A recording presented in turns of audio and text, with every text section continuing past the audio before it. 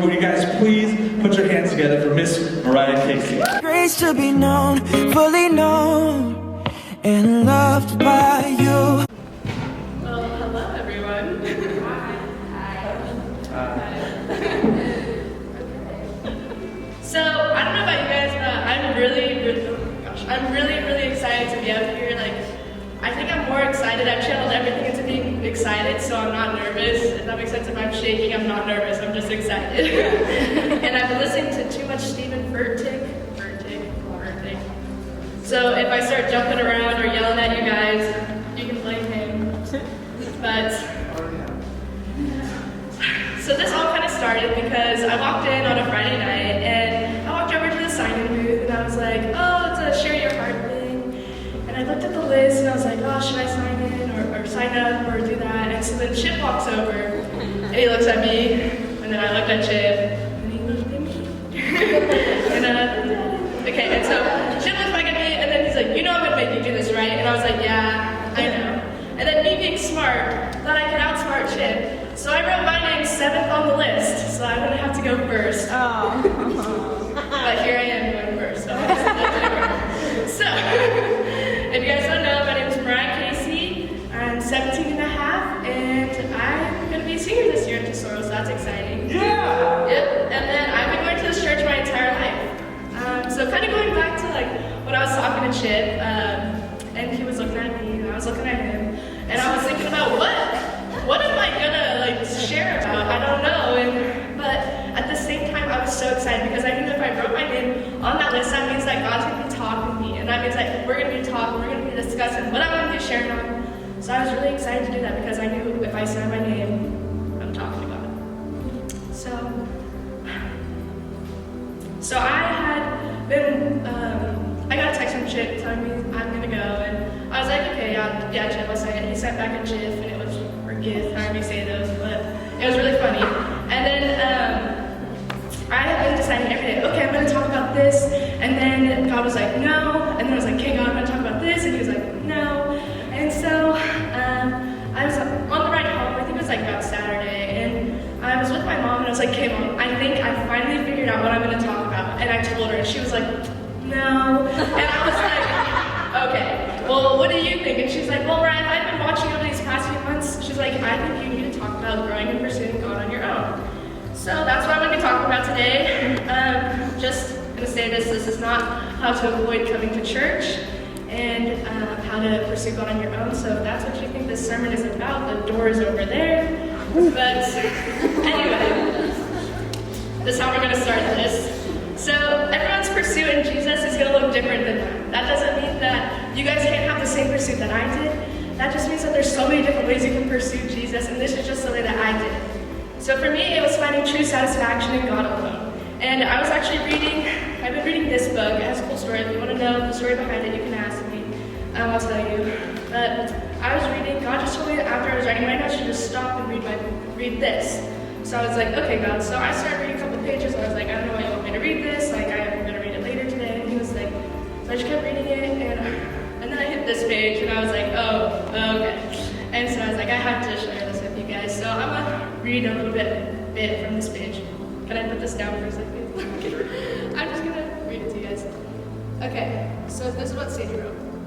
But it's not a journey that will glorify God. As John Piper says, God is most glorified in us when we are most satisfied in Him. That's a challenge, but it's a challenge with an amazing reward. Let me encourage you today to let God, not the world or anything the world tries to inspire you to be or do, be the most satisfying thing in your life. Even if He's leading you in a direction you don't really want to be led, and even if you're really scared, it's so important to establish a great relationship with Him, a great love for Him. That's the only way to push past the fear and follow Him. He wants your love, He wants your trust, and He wants to take you on an amazing journey through life that will put to shame everything the world could ever offer. Don't be afraid of God leading you in your life. Step out, follow, because He's taking you somewhere awesome. So I just read that page and I fell in love with it. I highlighted a sentence because I really like this part, and she said, He wants your love, He wants your trust, and He wants to take you on an amazing journey through life, not put to shame everything the world can offer. Guys, God's saying that a life with Him is always going to be more fulfilling than anything else in this world, and that it literally puts to shame all those other things, all those wants, those desires. It puts those to shame because a life with God is so much better and with him. And, oh gosh.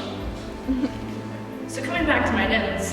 So for most of you that don't know, sorry, there's a weird light thing on it. So for most of you that don't know, I went through a breakup, and I can tell you right now that I tried to find true satisfaction in that person. But let me tell you something. But in reality, those standards are never going to be met because people and things are temporary fulfillment. But God is an everlasting fulfillment. And you know what God says He's never going to do? He's never going to leave you. He's never going to forsake you. This doesn't mean that you can't be happy with a person that you love, or a boyfriend or a girlfriend. That doesn't mean you can't be happy or be happy with a new skateboard or a video game. This just means that you need to know that people and things are blessings from God. But God's always going to be the source of true satisfaction. So I was going through stuff, and this was like the very beginning of everything, and my mom could see it. She asked me, she's like, Mariah, what type of testimony are you going to give from this? She said, are you going to come out stronger than this, and are you going to be proud of the testimony you gave, or are you going to have to tell a testimony where you made a bunch of mistakes, and then you finally figured it out? And I was like, well, I don't want to make a bunch of mistakes, but obviously I'm going to make mistakes, just not mistakes I was knowing I'd make. And so she can tell you now, this is quotes from my mom, that she said when I was going through everything, she's like, you didn't just run to God, you sprinted 110% at her. And she says she's so proud of me. So kind of going back to a couple months ago, when everything was happening in my life, you could say I felt like I was in the fire. And I'll explain the fire in a second, but the fire. And I don't know if you guys ever felt like this, but it just seems like problem after problem after problem keeps happening. You're like, okay, bring it on, like what's next? And it felt like it just coming after me, like every single day. And I was like, when's it gonna end? But I had to listen to Joel Osteen, if you guys know him, he's one of my favorites. I had to listen to him as much as I could at night when I was reading my Bible, or when I was driving, when I couldn't be reading my Bible, I'd be listening to Joel because he was just my favorite. Like I loved everything he always had to say. He always calmed my heart. So I'll get back to Joel in a second, coming back to the fire. But as all these problems were happening, it felt like I was in the fire. So let me tell you something. Although they look bad and although they feel bad, and sometimes it seems bad, when the enemy thinks that he has surrounded you, God says that he's surrounding him and that he's surrounding you, and he's not going to let the enemy put a finger on you. So if you have your Bibles, turn to Daniel chapter 3. And as you're turning there, just remember this. Just know, and this is as part of the song, and remember this right here because we'll come right back to it. But just know there's another in the fire standing next to you. It's Jesus. So we're gonna come back to that. So if you have your Bibles, turn to Daniel chapter 3. Yeah. Should kind of talk on this today. I was laughing. I was like, great. I was teaching it in, what was it, the kids' youth takeover.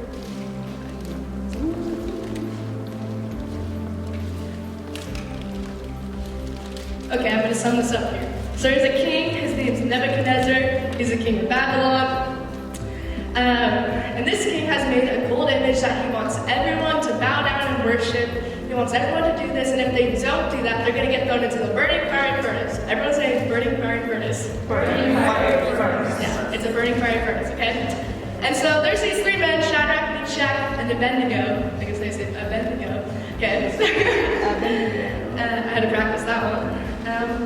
But anyway, the king says to these guys, get down on your knees and worship this idol. And they replied back in chapter 3, verse 16. They said, oh, Nebuchadnezzar, we have no need to answer you in this matter. If that is the case, our God whom we serve is able to deliver us from the burning fiery furnace, and he will deliver us from your hand, O king. But if not, listen to that, but if not. But if not, let it be known to you, O king, that we do not serve your gods, nor will we worship the gold image which you have set up. Guys, Shadrach, Meshach, and Abednego are saying, we know our God is able. They know God is able to deliver them from the fire. And this but if not is I'm saying whether we live or whether we die, it's a win-win situation because we're still going to be with the Lord. So now Nebuchadnezzar is furious. He's like, what? Like, Like, what the heck? And so now he says, heat the furnace 7 times more than it is usually heated. He tells the people to go do that. So, okay, so if you guys remember, I was talking about being in the fire and problem after problem was happening, and that's what I felt like. And so, listen to this. He says, not only are you guys going to get thrown into the fire, now I'm going to heat it up 7 times more than you guys actually expected. And he says something about his mighty men of valor, and he tells them to go find Shadrach, Meshach, and Abednego. So now they're going to be in the fire, and now they're going to be 7 times hotter, and they're going to be bound up. So problem after problem, and they had such a good attitude through it all. So we're just going to read a little bit from 21. Then these men were bound in their coats, their trousers, their turbans, and their other garments, and they were cast into the midst of the burning fiery furnace. Therefore, because the king's command was urgent, and the furnace exceedingly hot, the flame of the fire killed those men who took up Shadrach, Meshach, and Abednego. So now the king of the men of valor, now they are dead because when they put Shadrach, Meshach, and Abednego into the fire, they died in the process. And Shadrach, Meshach, and Abednego are also alive. And then it says in 23, and then these 3 men, Shadrach, Meshach, and Abednego, fell down, bound in the midst of the burning fiery furnace. Then King Nebuchadnezzar was astonished, and he rose in haste and spoke, saying to his counselors, did we not cast 3 men bound into the midst of the fire? They answered and said to the king, true, O king. Look, he answered, I see 4 men loose, walking in the midst of fire, and they are not hurt, and the form of the 4th is in the Son of God.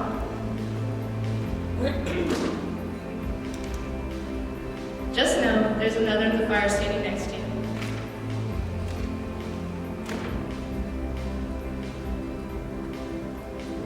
So Nebuchadnezzar calls these men out. He says, come out.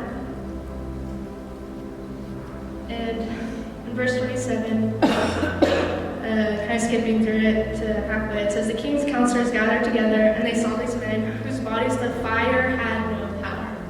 The fire had no power, guys.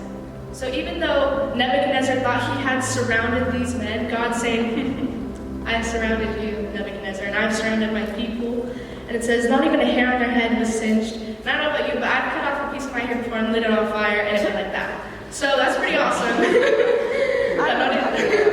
Not even a hair on their head was singed, nor were their garments affected, or the smell of fire was not on them.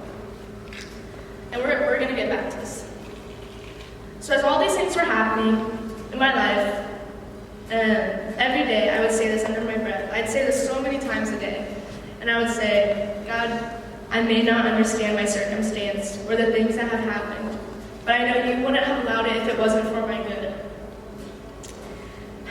So God's saying, don't worry, I got better. You just have to have faith and trust that.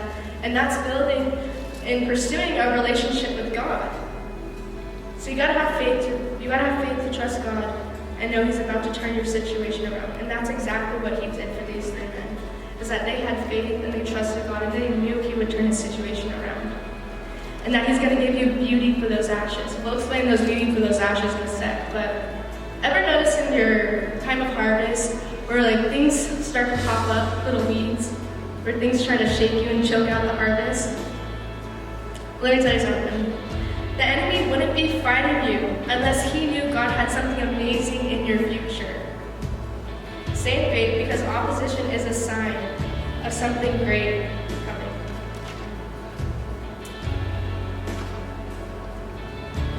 Sometimes we face difficulties not because we're doing something wrong, but because we're doing something right. These are just simply the weeds the enemy is sowing into your garden. But the good news is those weeds cannot keep you from your destiny. And God would have never permitted it if He knew it would have stopped His plan. You need to have the attitude that when a weed pops up, that you can say, I know the enemy sowed the seed in my garden, but I don't have to reap it. And God says He's going to take care of it for me. So now you guys are probably wondering, how does Shadrach, Meshach, and Abednego have anything to do with growing and pursuing God on your own? Well, let me ask you a question. How did these 3 men know that God was able to deliver them? How did He know that? I mean, how did they know that? How did they know that God was able to deliver them, and that they were so confident that they even told the king, we know God can deliver us. How were they able to do that? Because they knew the word, and they had a relationship with God, and they knew that they trusted him. And guys, when you're trusting God and have a relationship with him, that's the same attitude we should have. They had the attitude that, God, we don't understand it, but I know you wouldn't have allowed it if it wasn't for my good.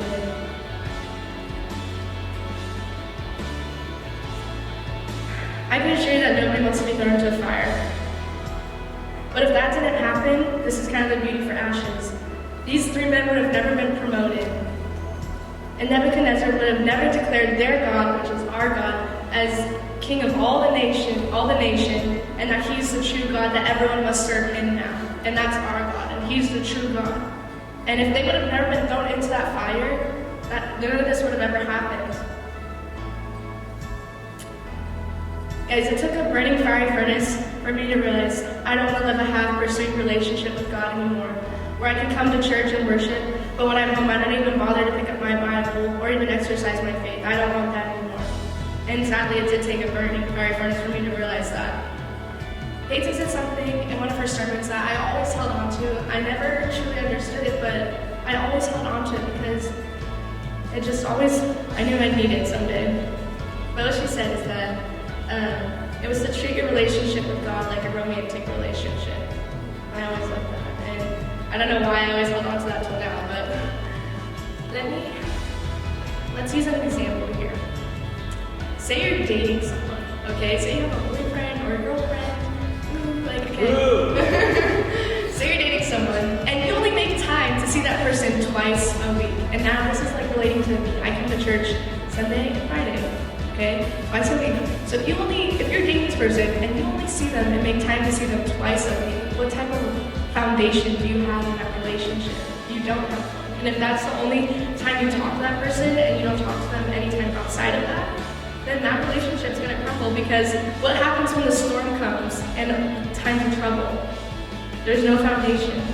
Turn to Luke 6:46.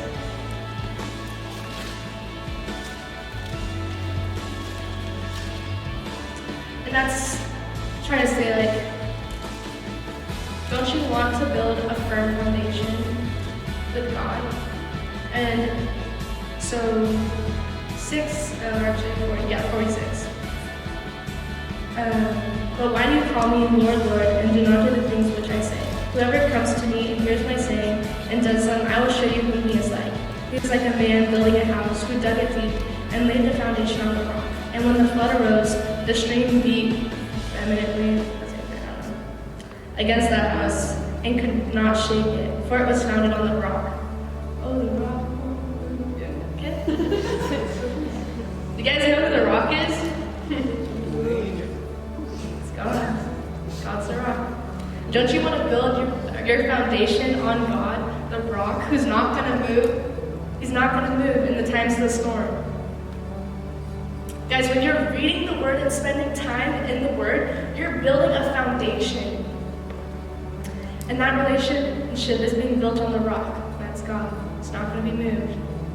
So I encourage you guys to start reading your Word and build that foundation in relationship with God.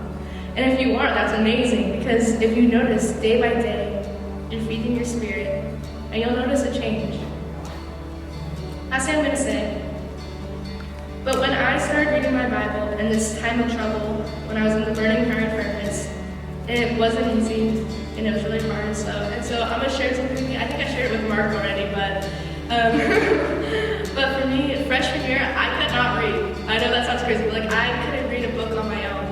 Like this, I could never read this. But we'd get assigned books in school, and I would open the book, and I'd get lost. I wouldn't be able to keep attention, like an attention span to it, and I would like skip lines, and it was just so hard for me to read. So every single book I was ever assigned since freshman year, I would read with an audiobook. I never read a book on my own. And so Garrett had started this thing where he told me he's reading in Genesis, and Laura's doing it too. We're starting in Genesis and reading through, and I said, okay, I want to do it, like let me in. And so he said, okay, like so I started in Genesis, and he was getting close to Exodus, but I was like, I'll catch up, don't worry. But and I would get so frustrated because I'd be like, God, like I'm getting lost and I'm not being able to focus. So I just took a breath and I said, God, just help me right now. He said, read aloud. And I said, okay, read out loud. And when I told my mom this, she had said that she had an aunt that told her, and her aunt passed away, but she said, I would have loved her aunt, but she said that, what's one way you want the devil to be really angry? And then my mom would say, like, what is it? And she said, read the Bible aloud. And so my mom has always held on to that one. So when she told me that, she was so excited that I told her that God told me to read it aloud. And then I was like, oh wow, this is really good, like I'm sticking with it. I was pretty slow, and then I was like, okay, I'm gonna get out a highlighter, some pens. I went and bought some pens and highlighters from the dollar store. So I'm all about the deals.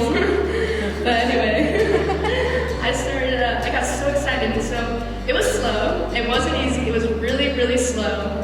And Garrett was already in Exodus, and I was still like on chapter 1. But I was annotating, writing notes on the side, and I was reading, and I was so happy. And then we got assigned a book at school, like at the end of the year. And I remember I just like took it out of my backpack, and I had opened it up, and I went to like the first page or whatever it was, and I started reading it, and then I realized I was flipping to another page, and I actually read that book cover to cover at school, and that was the first book I ever read on my own. It was junior year. And I was like, it's all thanks to reading aloud, and I was like, I need to save this to get home so I can read this book aloud, but I was able to read it on my own, so that was really exciting. No audiobook, no buying that stuff anymore.